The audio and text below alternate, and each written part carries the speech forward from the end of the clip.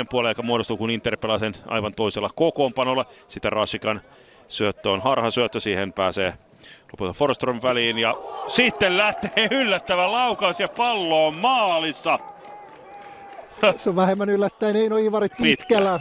Kyllä. Kaukolaukaus uhka on melkoinen, otti hyvän kierteen, mutta Eero Vuoriokin myöskin luki tilannetta vähän väärin, koska hän olisi saattanut ainakin päästä lähelle. Lopulta Interin purku jää vähän varallisesti tuon kymppialueelle. Sipi pallo laittaa Lokakelle.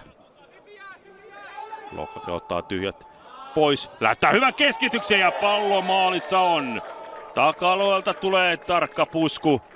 PK siirtyy 2-0 johtoon.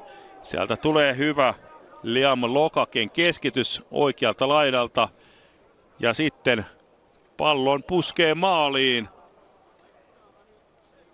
Onko se juuri vaihdosta tullut Rafael Lehtonen vai kuka tuo pelaaja onkaan? Nyt sitten kulmapotku ilmassa on takalla. Tulee ja hyvä puskopaikka ja pallo maalissa on. Pedro Diniz puskee pallon maaliin. Se on 3-0 tulostaululla.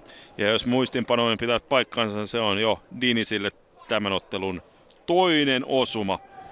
Irfan Cernikin tilalle tuohon keskushyökkääjäksi toisella puolella tullut Diniz on nyt sitten onnistunut maalinteossa 2 ja nyt sitten tulostaululla PK:n johtonumerot 3-0.